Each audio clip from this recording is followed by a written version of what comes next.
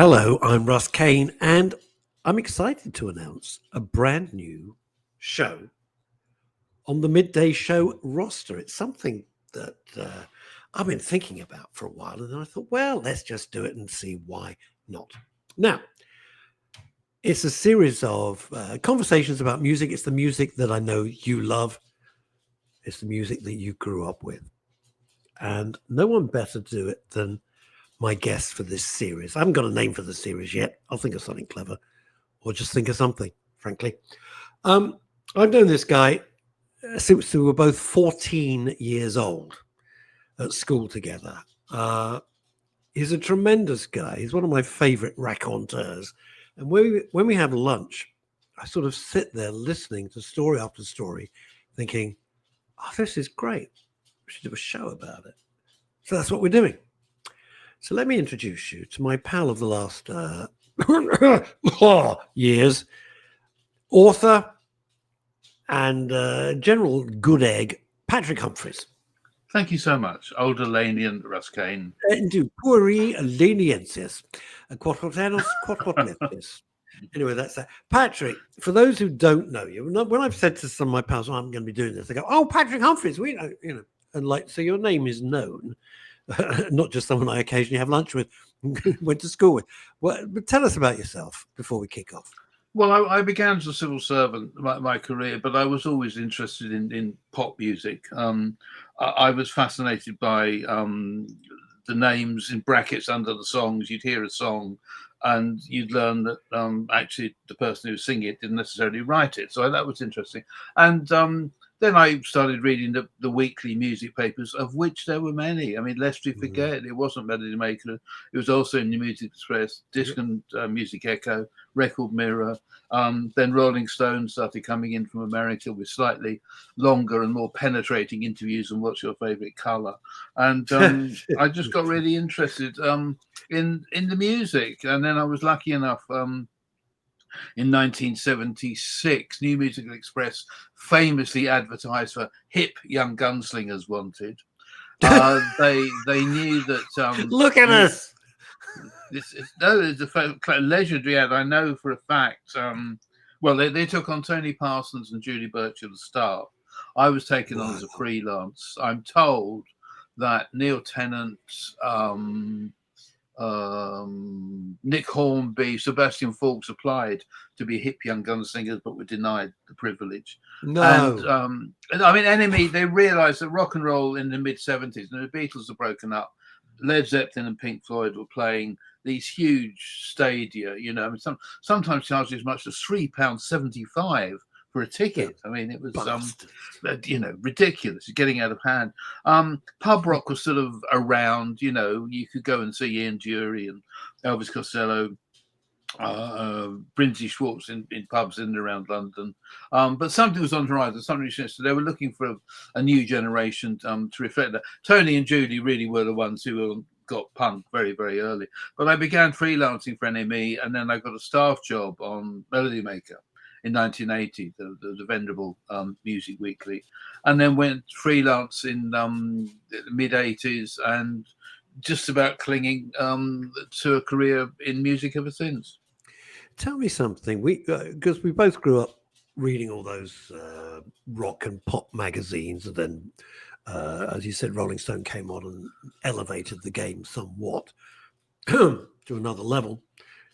Do any of them exist? I have no idea because I gave up on that. But I lost interest. But are they around or not?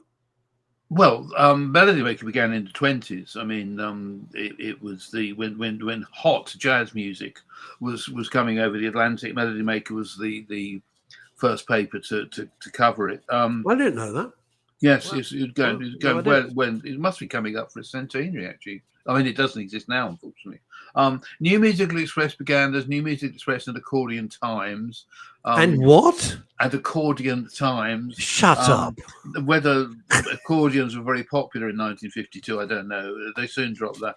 That was the sort of slightly hipper one. That was the more pop. NME was always the more pop-edged one. Yeah. Melody Maker was the one that the musos read because they had all the classified ads, and so groovy 3-piece looking for Guitar Hero, must love Clapton, all those ads, and all the old jazzers used to read it. Record Mirror and Disc were always more chart friendly, and of course you forget that the top. The record charts then, as you all know, top of the pops. I mean, this was what you lived and breathed by. The chart placings were incredibly important, and but of course, running parallel to that was the underground scene. Bands like Pink Floyd and Led Zeppelin famously never released singles because they were an albums band. There was that. You remember that? Cool for school. Yeah, I mean that elite, that snobbery that existed. But the music press reflected that, and then Rolling Stone began in Hang America. on, just had a thought, which is a rare thing. Stop the presses. Pink Floyd, surely didn't they release See Emily Play? They did. You're entirely I remember right. playing that. You're entirely right, which is why I'm glad this isn't live.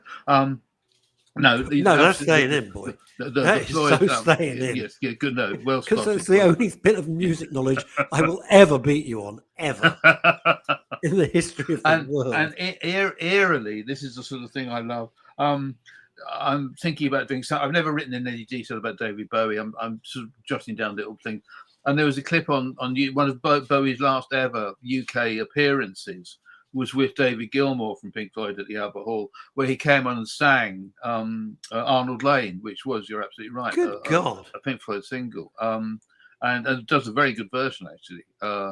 But no, I mean you're right. The underground bands. I mean Led Zeppelin particularly made a point that we don't release singles. We're an albums band, and I think after their second album, Pink Floyd, really didn't go to singles. Although, of course, another brick in the wall was the last UK #1 single of the 1970s. But that's. Can I give you a terrible admission? And I'm not sure you'll ever want to be my pal. I have never listened to a Pink Floyd album in my life. Ever. Oh, I mean, somewhere, maybe not all the way through. But no, I've heard bits. Yeah, I've heard bits. I have never sat down and listened to a Pink Floyd, even when we were at school. Yeah, I never listened to Pink Floyd. Saw them when they were playing in Hyde Park, and there was like me and a couple of other. There was like nobody. Never forgotten that there was nobody there, and I just stood there. Oh, it was Pink Floyd, and it was like completely deserted, and they were playing to about three of us. I think they get a kicking for lots of reasons, but I think what they were trying to do in the 70s, particularly, especially if you had your groovy headphones on, they really did seem to be making music that wasn't blues based. I mean, they were trying to do something genuinely original. I mean, listening to a lot of it now is a bit too much noodling for my liking. Guitar solos that went on and sort of strange effects and everything. But they were trying to do something different. And of course, the Beatles had so dominated the 60s that the 70s really seemed to be these bands like Zeppelin, and of course the Stones, bless them, were still going, and well, indeed that still are, incredibly. Who would have ever predicted that? No, ever. I mean, I remember. I got a question, and it's this: when, by the way, I'm a huge David Gilmour fan, and Nick, because he's a petrol head and got the most magnificent car collection. Nick Mason, and I interviewed him once, and he was delightful. But lovely man. Here's the thing. When Led Zeppelin 1 came out, the first album, I went nuts for it. And I lost track of how many times I played and played and played. I mean, I was obsessed with the Beatles. That's another conversation. Jimi Hendrix, that's another conversation. You'd mentioned Led Zeppelin. It came out, the effect it had on me and the kids at school. I went to see them. I mean, and Hendrix as well, of course. That's one of the only advantage of being our age. Do you think people still have that love for music, Patrick, that you and I had when we were? No, I don't, and it's not because I'm, old and wrinkled and grey, and things aren't like they used to be. I think it's because when we were growing up, it was an alternative, and it was a very it was almost like a sort of your own world. I mean, you remember at school, you'd carry around LPs with the sleeve, just to show how cool you were. I got to tell you, and, it's so weird you say that. One of my guests, a few months ago, was Toyah Willcox, right? Mhm. And I said to Toya, I said, I know you're here to talk about something, but I've got to tell you something that I wanted to tell you my entire life.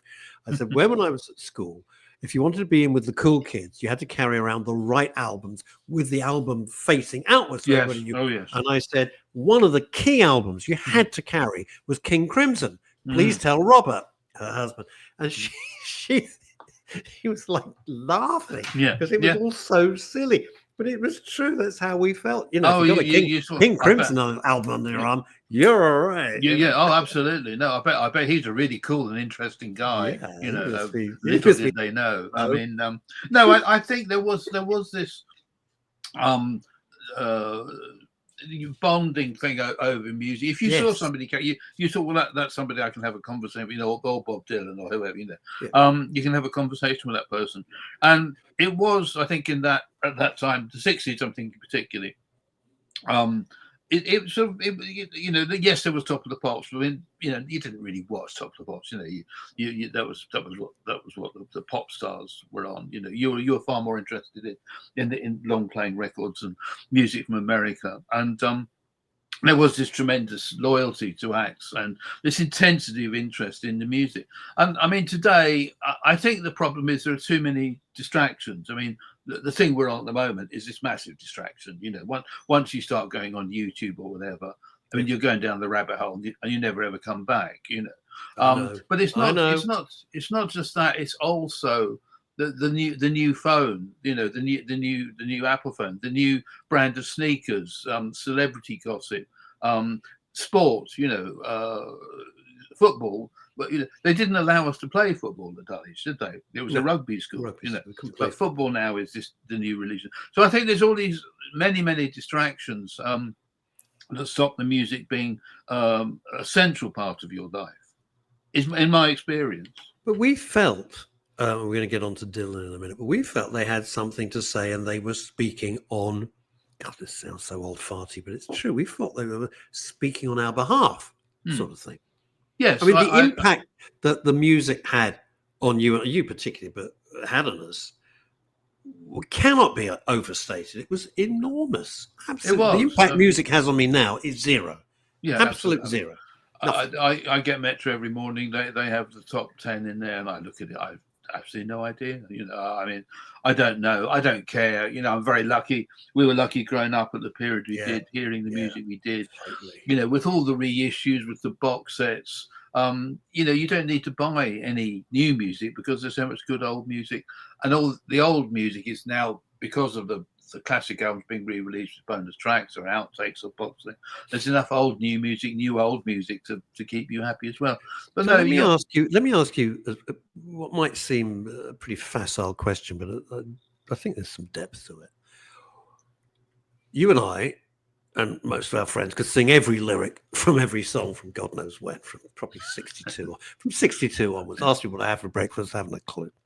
All right, that's one thing about the aging process. But why is it that now, 50 plus, half a century on, they're still relevant, the bands still get played, there's still, you go onto YouTube, there's so many programs. I mean, even bring it forward a bit to like, Van Halen and Sammy Hagar, David Lee Roth, Poison, all that lot. There's still such a great interest in it. These are old, they're old even band. Guns N' Roses, you're going back, 40 years now? Yeah. Guns N' Yeah. Roses?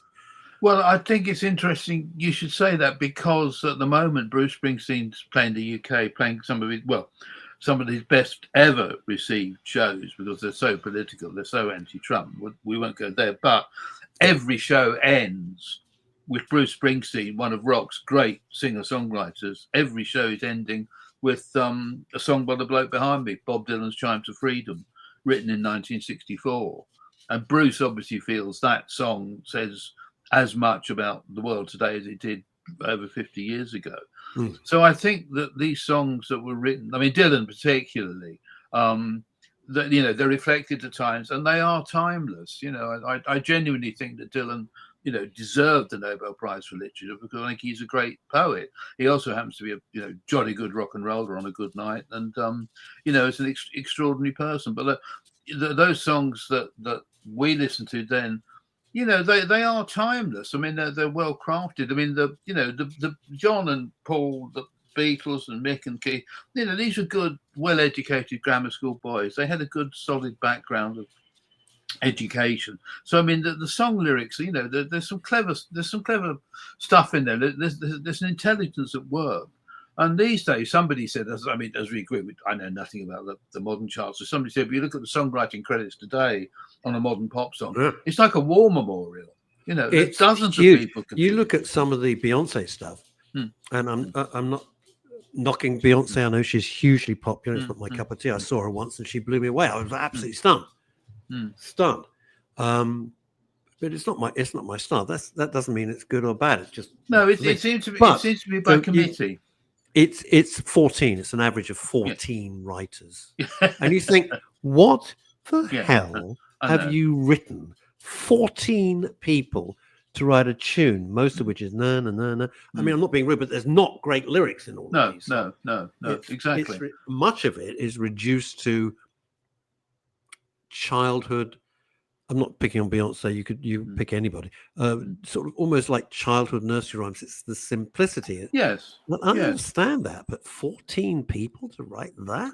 Well, yes, and I mean, you're right. She's not alone. I mean, we know recently our friend and colleague Phil Manzanera, one of his tracks, without his knowledge, was sampled by Kanye West's people.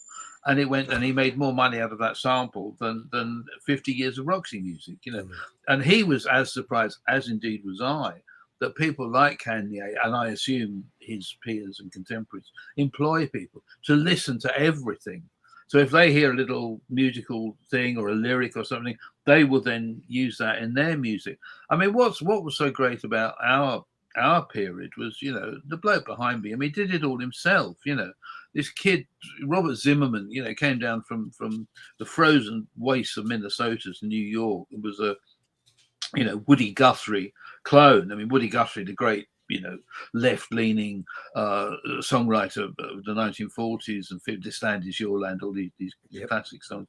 And Dylan was, cast very much in his mold, which of course is the period covered in A Complete Unknown, the recent Dylan biopic. But then, of course, Bob just got restless and started writing stuff away from that, more personal, more introspective stuff.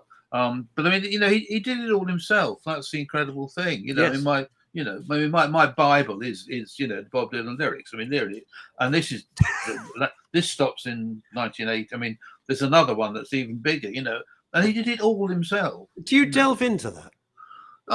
Sometimes when I can't bring a lyric to mind, I do. I don't read it, but I do. It is when if Lawrence are listening, when I'm on Desert Island Discs, I probably will take the complete Bob Dylan lyrics, because there is even now there are just some of those really long songs I struggle to remember every word, and I think it's important to try and remember them. And with memory fading, I do. Your memory isn't fading. Barry. Yeah, kind of you to say so, Chris. Yes. Yeah. By the way, just for a bit of context, both Patrick and I were at school with Phil Manzanera of Roxy Music fame, and a nicer man you could not wish to find. And we saw him only a few weeks ago.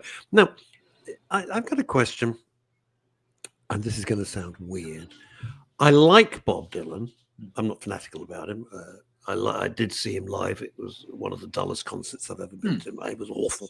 It was through his kind of religious revival thing. Not the best period. Yeah. So dull. Anyway, but I wanted to see him. It was on my bucket list. I took myself off to go and see Bob Dylan, like I did Frank Sinatra or Bob Hope. Anyway, I like it. I don't know why I like it. If that sounds stupid, I don't know why, because he can't sing. You just can't. And what was the name of that incredibly recent, a couple of years ago now, incredibly long song? Oh, well, he did. He did an album called Rough and Rowdy Ways, and his first new album of original material in many, many years. The thing about Bob, I mean, quite seriously, I do take your point that that there are people who, I mean, my dear wife, bless her, she loved the songs. She didn't particularly like the way Bob sung them. I think that's true of many people. I mean, there's that song "To Make You Feel My Love." I mean, Adele had a hit with that. You know, Garth Brooks had a hit with it. It was written by Bob Dylan. Not many people know that. I didn't know So that. he Wow. can turn his hand to writing, you know, commercial pop songs. I mean, what I think, you know, we go into deep territory. I mean, quite seriously, you know, growing up in the '60s. I mean, I mean, my experience with Dylan began. In 1963, maybe 1964, Sunday night at the London Palladium, you'll remember. I do. And Yep. Peter, Paul, and Mary were on, and you know, my parents we watched the news, and Yep. then Peter, Paul, and Mary came on and sang "Blowing in the Wind," which Dylan wrote, the great anthem of the time. And there's that line: "How many years must a people exist before they're allowed to be free?" Now, on the news before that, we'd been watching African Americans trying to vote in these racist states in the deep south, and being set upon by, you know, policemen and police dogs and fire hoses to stop them voting.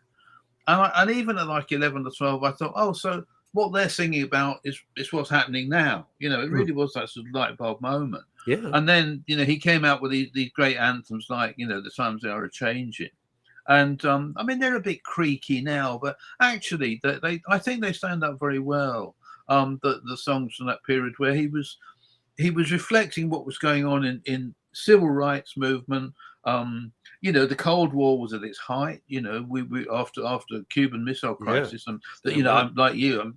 You know, the nearest I can remember getting to nuclear Armageddon. I mean, when my parents were really frightened when the Cuban crisis, and you know, it took a lot to frighten your parents. You know, and Dylan's songs were like "A Hard Rain's Gonna Fall" and "When the Ship Comes In." These were songs that were reflecting what was going on, and he was he was reaching an audience, so they were getting into charts. You know, so that's what I think one of the reasons that people were very fond of him. But he never stayed in one place too long. That's a great thing. He did the sort of the social protest thing.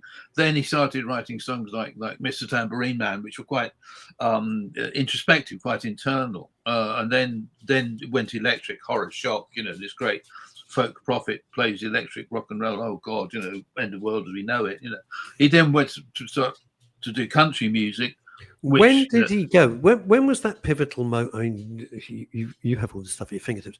There was one place he was playing a big show, and he went electric, and everyone went berserk. oh Is yeah, that right? yeah. What was that? What Well, happened? he all the albums, the first four albums were acoustic. It was one man, guitar and a harmonica and a bit of piano. And pop music, you know, I mean, again, there was this very strict demarcation. You know, pop music was what was on the charts and what you whistled, and folk music, which Dylan What you was was emblematic of, was pure and honest and authentic. And when he started tinkering with electric, you know, playing electric rock and roll to these fascinatingly kaleidoscopic lyrics, people felt he'd sold out. They felt a real sense of betrayal. The classic moment came he toured with the group now known as the Band. His backing group in a tour in 1966 was booed every night. But the folk purists felt that he'd betrayed them by going electric. And the classic moment was a Manchester Free Trade Hall in 1966, May, I think, 66, where he'd come out and play acoustic the first time. He was stoned out of his mind. I mean, he was completely out of it. These long songs, he elongated every phrase, but it was acoustic music, so that was all right. When he came out with the electric music, the rumblings and the grumbling started. And the classic moment is they're tuning up to play the final song like a Rolling Stone. I mean, one of the greatest songs ever written by anybody. Yep. And you hear from this voice from the Manchester Free Trade Hall calling out, "Judas!" You know, i.e., you've taken your 30 pieces of silver, you betrayed us, you let us down. You know, and even now I find the idea of you know, I wrote something years ago. You know, you wouldn't go along to pay to see George Michael and shout at him. You know, I mean, or Adele. You know, I mean, that's the intensity that Dylan had. People really. It's a fabulous. I get why they would do it. I do, but it's a wonderful sort of egocentric view of the world. You've betrayed me. Yes. Yes. No, he wrote the song. He can perform it any bloody Yes. way he Yes. wants. It may Yeah. really piss you off, Yes. but it's Yes. his Yeah. choice. You didn't write it. Write your own song Yeah. and you perform. And it's like Yeah. it shows a sort of level of ego that is Well, fantastic. I think Out of that's a very good control. point. I think it's egocentricity on the Hector's point, but it's also, if you like, a testament to the Dylan standing. You know, that people could feel that betrayed. And I remember when he released an album he did that to had a bike crash, was out of the public eye for about a year or 18 months. And I remember this is like 66, 67. And I remember people saying, you know, hey man, you know, the CIA's got him, you know, he was getting too powerful, you know, he's drying out the drug clinic. As it happened, he was becoming a father, raising his kids, and He damaged his neck, hadn't he? Badly? yeah, it was. Yeah, I mean, he was due to do another world tour. He was due to do another album. He had a contract for a television special. He had a contract to write a book. He had this, by all accounts, minor motorcycle accident, which he just, I think, inflated, and that got him out of all the contractual stuff, you know. So he gave him breathing space. He gave him breathing space. How many kids has he got? How many kids has he got? Because you never hear about his kids. He's got a lot. Certainly 5, I think. But the point about the following on from the Judas thing, you know, he'd betrayed the folk fraternity. When one of the albums after his motorcycle crash, he released an album called National Skyline, which was a you know, down the line country and western album. And there were these letters in Rolling Stone that they were saying, I can't believe the man who wrote The Ghost of Electricity howls in the bones of her face could write a song like Peggy Day, Oh, I Love Peggy Day. You know, they couldn't, but again, they felt another sense of betrayal, you know. And again, it's how revered and how esteemed he was by his followers, which is something he never ever set out to be, and why to this day, you know, he denies it. You know, I mean, one of the famous quotes was, you know, Mr. Dylan, are you primarily a poet or a musician? Oh, I think of myself more as a song and dance man, he said. You know, he's always put this sort of, you know, mythologizing behind him, you know. It's incredible. I mean, the reason I asked about the kids is, you know about Paul McCartney's kids, successful in varying degrees, and some very successful, and bless them, why not? And you know about John Lennon's kids and the rest of it. You don't hear much about, but imagine, who is your dad? Bob Dylan. Is he really? How are you going to follow that? How are you going to follow that? Well, I mean, that's why I love what Springsteen's kid. Yeah, absolutely. One's an equestrian and one is a fireman in New Jersey. I know, isn't that great? Wonderful. Isn't that lovely? Wonderful. Isn't that lovely? Wonderful. I think with Dylan, I think it's a tremendous burden that the kids carry, but also that he carries, because I mean, there's these quotes like, you know, he tours a lot, and he was on tour a couple of years ago, and he said, you know, he goes past all these pubs and bars where everyone looks like they're having a great time. And he said, you know, if I went in there, the whole dynamic of the room would change. You know, he's aware of his own celebrity. It's and true, because of what you were saying earlier about what people invested in him and how much they believed in him, they really, you know, not so much now, but you know, the idea he's this prophet, the Messiah, who's got all the answers. I mean, he was as confused as everybody, but he just articulated it better. But it's really the fact, and I talk about this has been a theme with my broadcasting for many years, that we are all lost, and everybody looks for inspiration, and you grab onto the first thing, and then you realize, no, they're as deeply flawed and messed up as we are. Yes. Absolutely. There was a thing, and I can't remember who it was. It was one of the American late night talk show hosts had a guest on, and they said, and the guest, I forgot who it was. And they said, you met Bob Dylan? He said, yeah, I met Bob Dylan. What was the circumstances? Oh, we were backstage. It was a television thing. He said he wanted to see me. And I went into the dressing room. And it was the talk show host. Well, what was it like? And it was like, oh, he just wanted to know where I got my jacket. It was something so pedestrian, I know, so incredibly dull. Like, where did you get your jacket? I know, because you And it's expect Bob Dylan like, to be saying, "What's the meaning of life?" You know, you all these do. deep, You deep, think profound, you think you're going to meaningful. go into the dressing room and Yeah, come yeah. out enlightened. You're No, not. He's a guy. no, exactly. No, you're not. You're not. But I think you can be enlightened by the work, and he's always tried to make a distinction between the life and the work. And I think that when you do consider, you know, I think Bob Dylan at his best, you know, genuinely, I think he's a major, you know, a major poet. I mean, I cite Mr. Tambourine Man. The last verse of Mr. Tambourine Man. I mean, that's as good as Auden on a good day. That's up there with Eliot. You know, he's a major poet, and I think that's what he does. That's his job. He's always seen himself as a workman almost. You know, he doesn't go to the office every day. See, this is the other thing. Nobody really knows anything about Bob Dylan, despite the fact he's been around for 60 odd years. And how I many mean, books? you know, How many books? hundreds. I mean, Hundreds you and know, hundreds and hundreds of books. hundred, you know. But I mean, I don't know if he's married. I don't know where he lives. I mean, when he comes to, he played the Albert Hall last year for what? He was there for 3 nights. Does he stay in his hotel room all the time? Did he go out to museums? You know, he's a man of mystery. He doesn't do talk shows. You don't see him on Graham Norton. He rarely does interviews. If he does do an interview, you get this 25-page thing about what you're not allowed to talk about, which is basically the songs, his private life.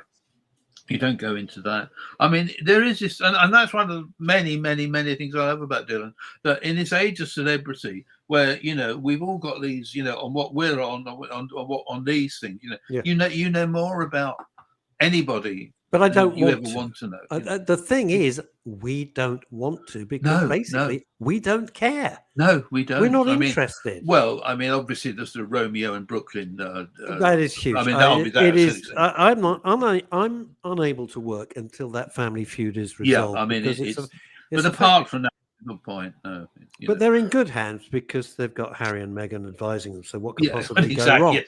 What is the song? One of the things that Dylan wrote, and it has actually been something which is guided. I sound so pretentious, but it's true. It's guided me. What was the thing? If I don't know these lyrics, I'm not going to pretend to, because that'd be embarrassing. Don't follow leaders and something parking meters. Yeah, there was a wonderful. It came out in Subterranean Homesick Blues. It's like a rap song again. You know, when the original demo came out many years later, it's just him and the guitar, and it's so far. It is like a rap song.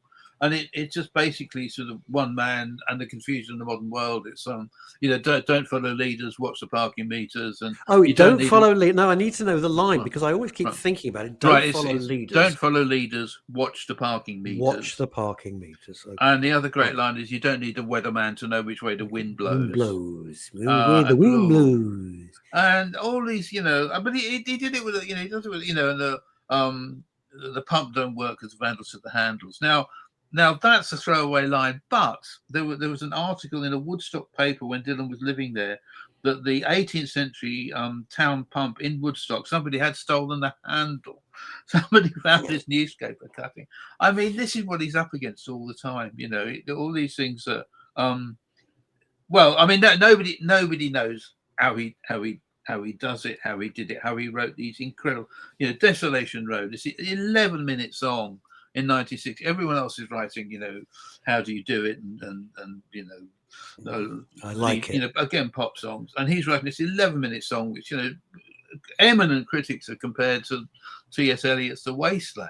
You know, I mean, and he was 24 when he did this. You know? This is the thing people forget, and it's the same with the Beatles. You forget how incredibly young they were. Yes. You know, I look at my kids and I go, well, you're not the Beatles. I haven't said that to them because that would be a bit rude. But you always think of them, and you think of them now, but you think of the Stones. Yeah. I don't know how Mick and Keith, they were, you know, they were babies. The Beatles were babies. Dylan was, it's extraordinary.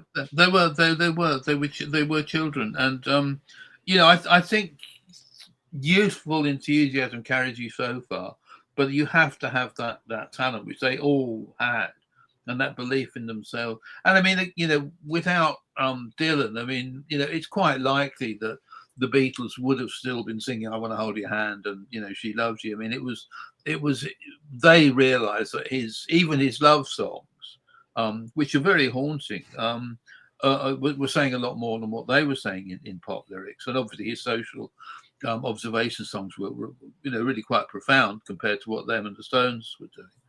So But sometimes, I'm a populist. I always have been a populist, and I remember once at school. A slight digression, but it's on point, Patrick. It's Dr. Jonathan. Oh God, help me out behind the fridge, Doctor. Oh, Miller, Jonathan Thank Miller. you, Dr. Jonathan Miller came to school to talk to us, and I'm a kid sitting there, and I was really fascinated. I couldn't wait to hear what and he had a production of The Tempest going on in the West End at the time, right? And it formed my worldview there and then, sitting in the classroom.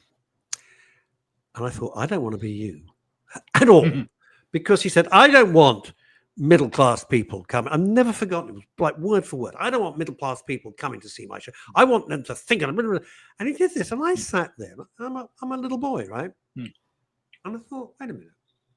People are paying to come to the theatre. They've got to get a babysitter. They've got to drive there, or got to get a bus there. They might have a meal, or they might have a drink there. It's a big investment of their time and money. Yes. If they want to be entertained with a classic version of The Tempest, so be it. It's okay. Yes, and it's allowed. And I thought, no, I never want to be that snobby, elitist guy. I want to give the people what they want. It's always been my métier for the whole of my life.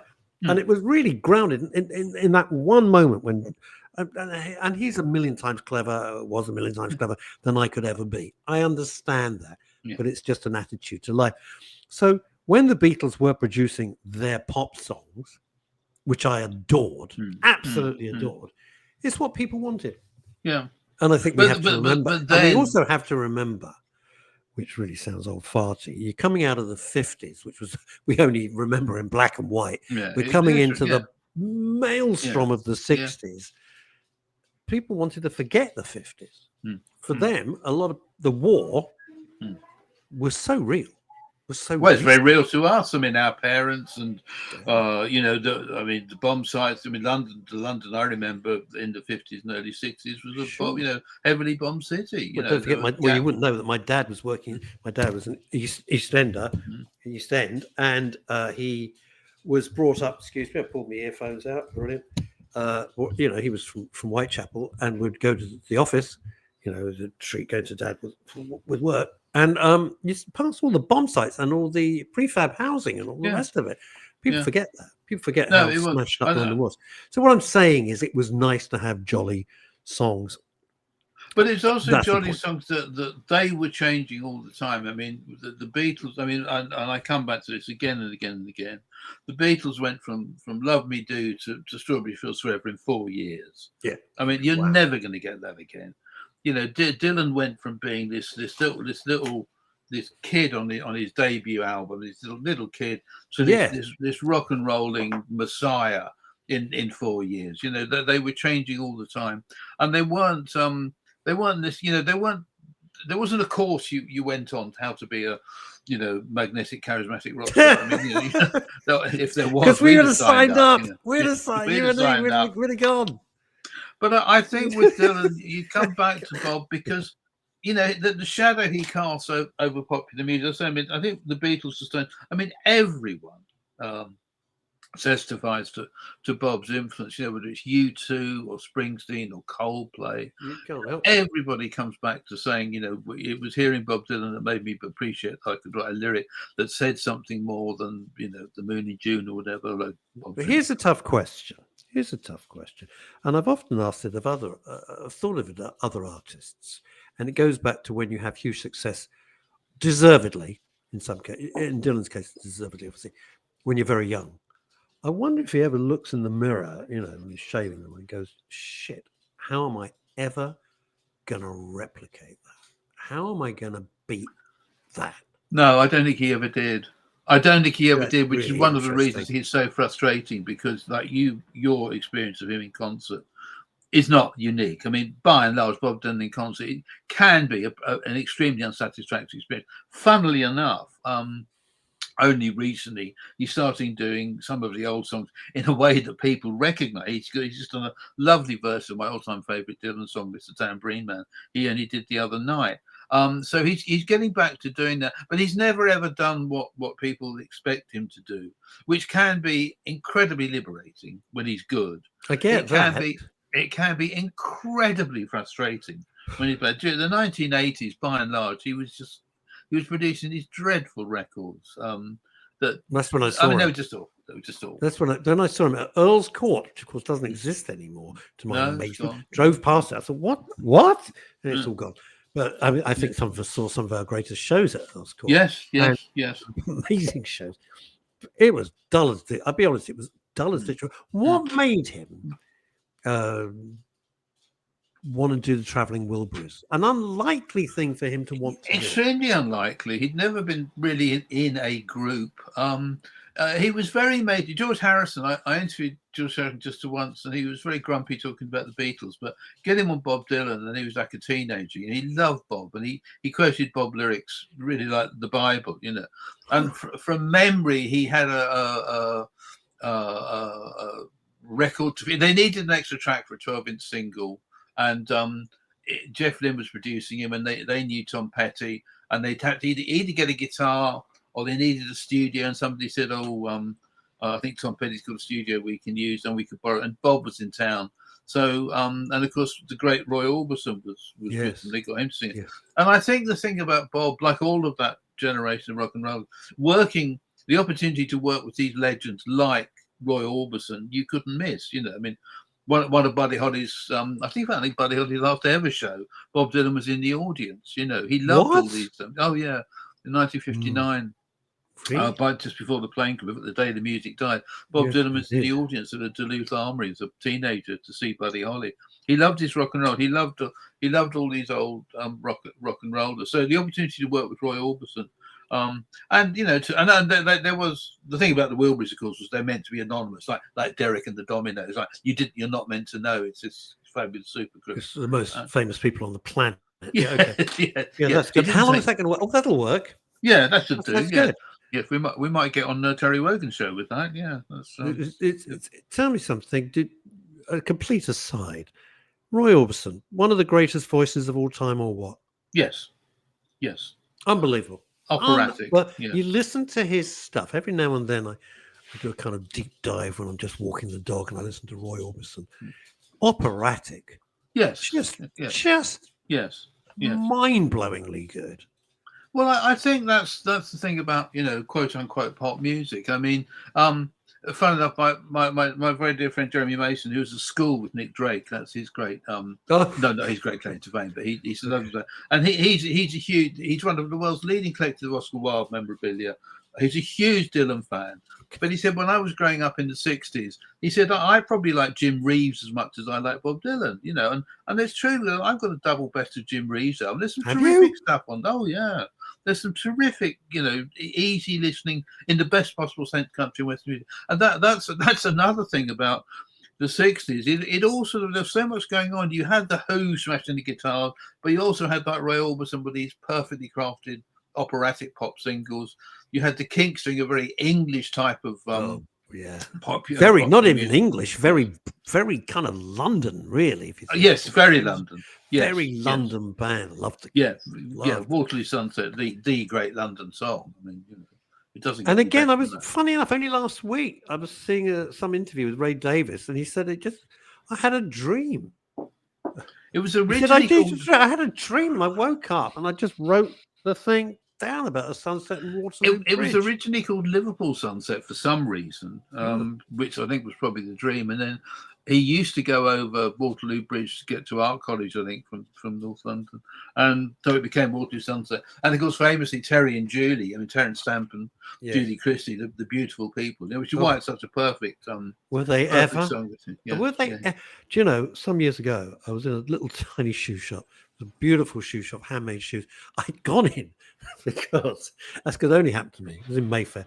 My laces had broken. I needed some laces. It's as basic as that.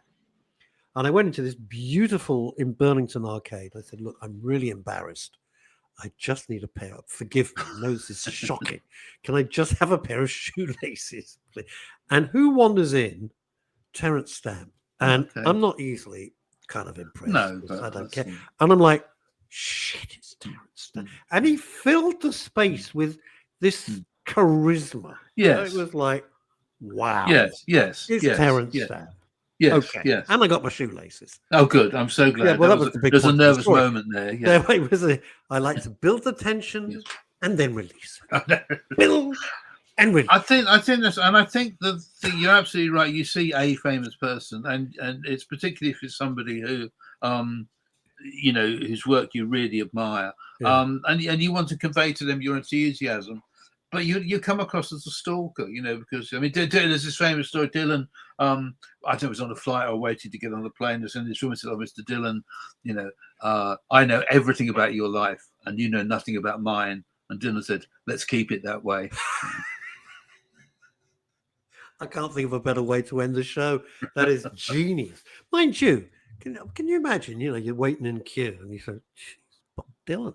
Yeah. Bob Dylan, yeah. What could you, but the thing is, I'm sorry, I was going to end it, but I got to ask this.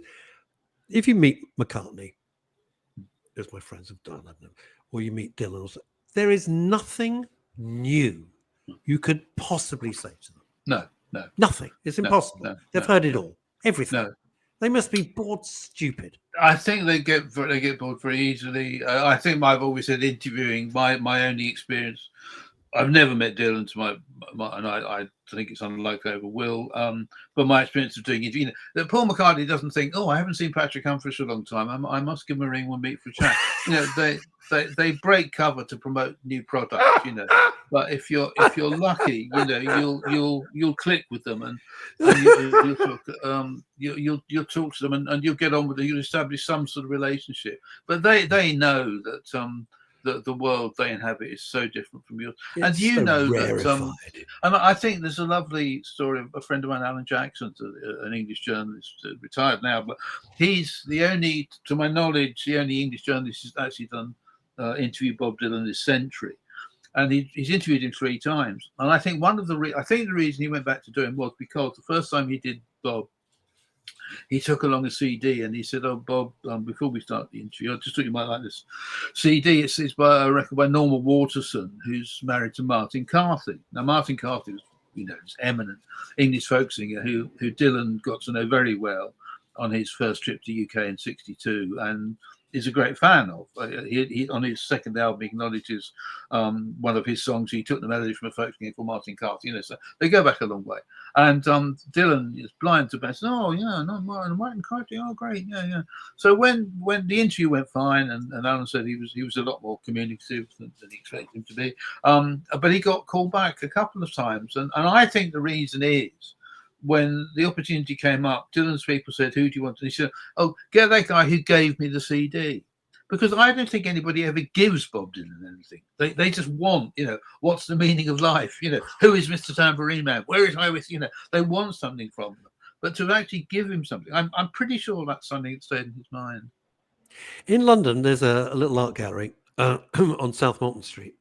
And I walk down there a bit to get to a particular place that I go to the weekend. And it's got his paintings in the window. Yeah. It's a tiny little gallery. I mean, when it's a gallery, about the National, you know, it's tiny. It's like a little corner. Yes.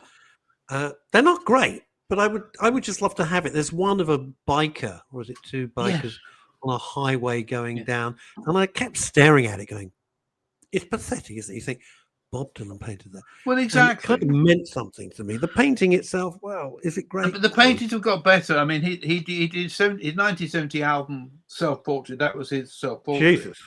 He's got better.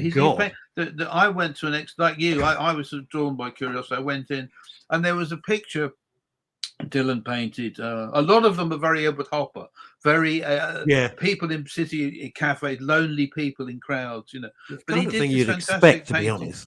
Yeah, he did this fantastic painting of it. It's like an antebellum southern house with a very vivid red sky and tree, and it was a very, very good painting. And even if it wasn't by Bob, I like that. He has got. He also, of course, he's also famous for welding metal gates as well. That's another one of his hobbies. Do you know, if I'd have known that, he could have come round.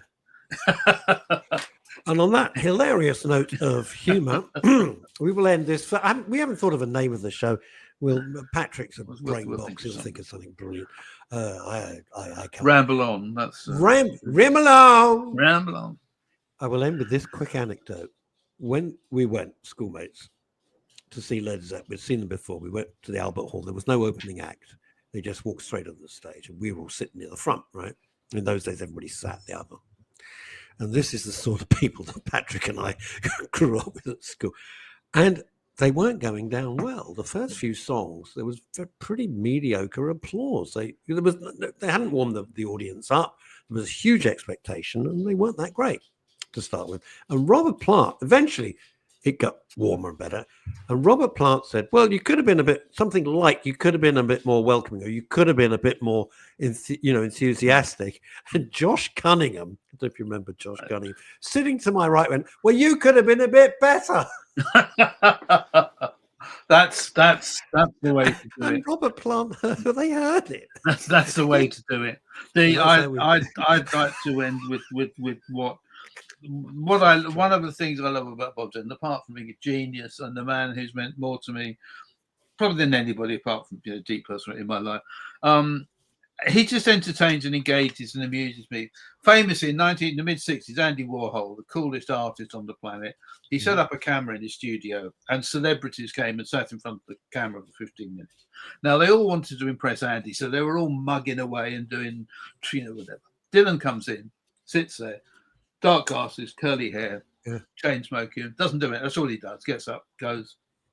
Andy says, we're not paying for this, Bob, but if anything you'd like. And Dylan says, yeah, I'll have that Elvis silkscreen of yours. I'd like that. So Andy gives it to. He goes to Bob's office a couple of weeks later, expecting to see his Elvis silkscreen in pride of place, and it's not there. And he says to the secretary, "Oh, didn't Bob get my Elvis silkscreen?" He said, "Oh yeah, he got it, but he swapped it for the sofa you're sitting on." No. Yes. That's cool. I think that's really cool. And that's a new album coming out, The Practical Bob Dylan. Sponsored by DFS. It has it well, who By knows? the way, just as an aside, because every time you hear an advert, it's got a Queen song or something like that. It's like Queen must have sold their entire catalogue to every product in the world. I don't think there's been an advert with a Dylan song. I hope not. There have been, which through the Dylan world. The only time I was ever left speechless on live radio. Well, I used to do the Phil Jupiter show on Six Music quite regularly, and Phil, bless him, he knew I was a big Dylan fan. And one week I went in and I was banging on about, some box that I had ordered. And he started toying with me. He said, it's live on air. He said, yeah, but Bob Dylan fan, aren't you, Patrick? Oh, greatest fan ever, Drew Bass, blah, blah, blah. He said, I believe he's got a new advert coming out. We haven't got, not an album. No, he's done an advert. What do you think about Bob Dylan doing an advert for Victoria's Secret, the exotic lingerie range? Which he apparently had done, and I was like a goldfish. Go back. No,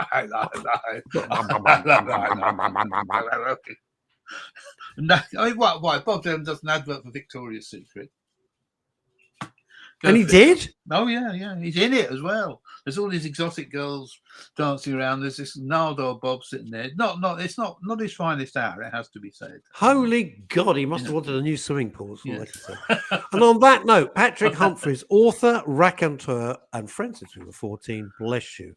Thank you. The first of a series about me and Patrick me listening and gawping like a fool, and Patrick regaling us with his deep musical knowledge. Until next time. Thank you so much. This. Absolutely our pleasure. I happen to be in the area. And remember, as I always say, my sign off, no hurty words, because Bye.